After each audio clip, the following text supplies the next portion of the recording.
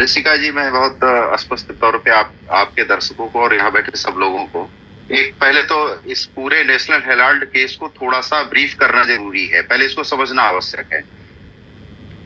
ये national Herald company को जो ये पेपर था, एएलजे एक कंपनी है जिसको हम कहते हैं कि जो इसकी स्वामित्व कंपनी है जो नेशनल हेराल्ड को चलाती थी। ये 1937 में इसकी स्थापना होती है। इसमें 5000 स्वतंत्रता सेनानी, नेहरू सहित 5000 स्वतंत्रता सेनानी इसके वो होते हैं, मेंबर्स होते हैं, एसोसिएट जर्नल्स लिमिटेड के। फिर ये कंपनी विभिन्न समय पे चलती रही, कभी कुछ प्रतिबंध लगे, कभी कुछ हुआ, और इसको बहुत सारी जमीनें और प्रॉपर्टियां विभिन्न कालखंडों में कांग्रेस की सरकार के रिजीम में इसको अलॉट होती रही। 2008 में नेशनल हेराल्ड बंद कर दिया गया कि इसका संचालन नहीं किया जा सकता है, और 2010 में एक कंपनी बनती है यंग इंडिया लिमिटेड। इसमें 38% शेयर राहुल गांधी का होता है। 5 लाख रुपए मात्र लगा के वो कंपनी बनाई जाती है। इसमें 38% शेयर राहुल गांधी का होता है, 38% शेयर सोनिया गांधी जी का होता है, और मोतीलाल वोरा जी, ऑस्कर फर्नांडीज और सैम पित्रोदा और सुमन दुबे, ये 24% शेयर में ये 4 लोग होते हैं। अब जब ये नेशनल हेराल्ड बंद हो जाता है न्यूज़पेपर, तो 2011 में कांग्रेस पार्टी 90 करोड़ रुपए एएलजे को देती है, जो इसकी नेशनल हेराल्ड को चलाने वाली कंपनी थी उसको देती है। और वो 90 करोड़ देने के बाद इसमें ये कहते हैं कि 90 करोड़ नेशनल हेराल्ड को, चूंकि एएलजे को 90 करोड़ कांग्रेस का लोन चुकाना था, तो मात्र 50 लाख रुपए यंग इंडिया ने एएलजे को दिया, और एएलजे के 99% शेयर यंग इंडिया को ट्रांसफर हो जाते हैं मात्र 50 रुपए में।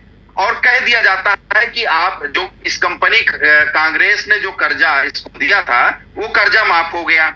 यानी जब यंग इंडिया कंपनी के पास एएलजे का पूरा शेयर आ जाता है, और 2010 में एक बात स्मरण रखना होगा कि एएलजे की थी 1057 शेयर होल्डर थे।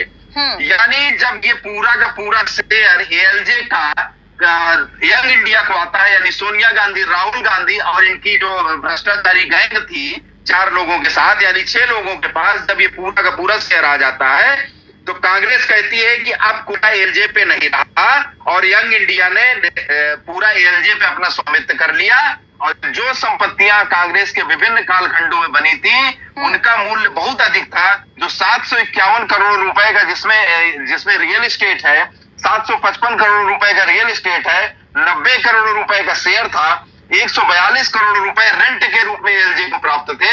यानी इतनी संपत्तियां कुल मिला के यंग इंडिया की हो गई 50 लाख रुपए देने मात्र पे। और यंग इंडिया में कौन है ये आप बहुत गंभीरता के साथ जानती हैं। कुल मिला के ये कांग्रेस परिवार का बहुत बड़ा एक घोटाला था या है, जिसपे ईडी जांच कर रही है स्वतंत्र रूप से, और इसमें सारी तथ्यात्मक चीजें मौजूद हैं, क्योंकि ये सब बेल पे हैं और ये कहीं ना कहीं जांच के दायरे में बड़ी गंभीरता के साथ है। तो राहुल गांधी जब भविष्यवाणी करते हैं तो उनको डर लगना स्वाभाविक है, और इस देश में हर भ्रष्टाचारी को राहुल गांधी जैसे ही डर लगना चाहिए। उठने लगती हैं। लगातार ये आरोप आपके ऊपर लगाया जा रहा है कि ईडी और सीबीआई को सरकार चला रही है, केंद्र सरकार के इशारे पर काम कर रही है केंद्रीय एजेंसियां, ऐसा क्यों?